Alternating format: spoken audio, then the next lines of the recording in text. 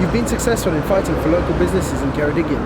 How do you think staying in the EU impacts them? This constituency has more small businesses per head of population than any other in the United Kingdom, and so the economy and the economic vibrancy that the European Union provides us is absolutely essential. In this whole debate, let us not lose sight of the fact that membership of the European Union means that we have the biggest free market, access to the biggest free market in the world. That is essential for this constituency as it is for everywhere else, and in particular the small business sector. Are the EU climate change goals relevant for the UK, or are they an intrusion on our sovereignty? Well, they're not an intrusion because climate change alleviation is the most important thing affecting humanity. You don't deal with climate change just in Ceredigion, you don't deal with climate change just in Wales or even just within the United Kingdom.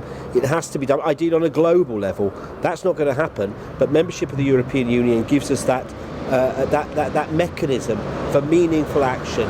Decisions that are made in Europe with our full discussion and our input in those means that we can start to address the challenges of climate change, because heaven help us, we need to, and we need to soon. How do residents of Ceredigion feel about immigrants coming here? This community in Ceredigion is the most warm, welcoming, embracing community that I've ever had the privilege of living in. The community is a cosmopolitan community. Just reflect on the university towns of Lampeter and Aberystwyth and their long history over generations of welcoming people into this community. Think of the tourist sector here, welcoming people from across the world. Think of the town twinning arrangements, the arrangements we have with Patagonia, where I visited a few years ago, the Saint-Brieuc and Kronberg town twinning. This is a community which embraces internationalism in its core. It is no surprise, therefore, that when the opportunity came for refugees to come, refugees from the disasters in the Syrian situation, this community welcomed people. I'm very proud of that. How can poorer areas of Wales be affected by membership of the EU? Well, you're standing one of them now.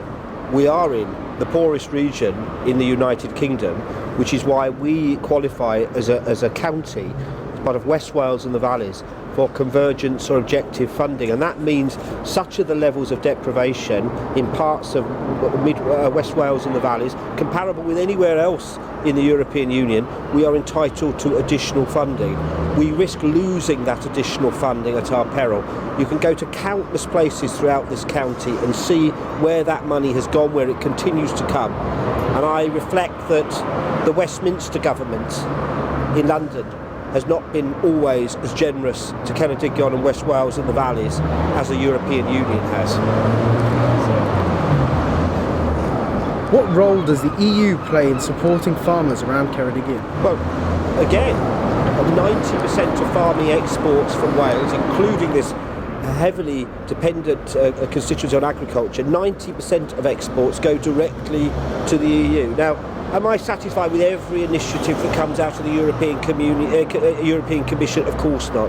Am I frustrated with the farmers about the bureaucracy that comes from the EU? Of course I am. Nothing can take away the fact that we benefit from the common agricultural policy. No farmer wishes to exist under a subsidy regime, but we are where we are. What I'm very clear of, if the rug is pulled away from the farmers on June the 23rd of this year, there are many farming families in this constituency, small family farms, the backbone of the West Wales rural economy, and I made this comment in the House of Commons this week, that will be petrified and necessarily worried if the rug is pulled from under their feet and there is no meaningful mechanisms to support those businesses. That's what will happen if Brexit wins the day and this county, this rural county, decided to pull out of the EU, or if it's forced on us because of the votes of other people.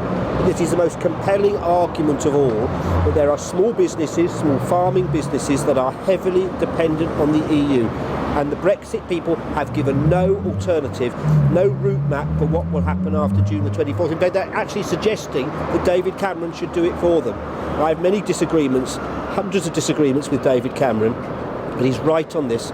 The government, all the parties in the campaign, the Stronger In campaign, to say that farming will suffer immeasurably if we come out. Thank you, sir.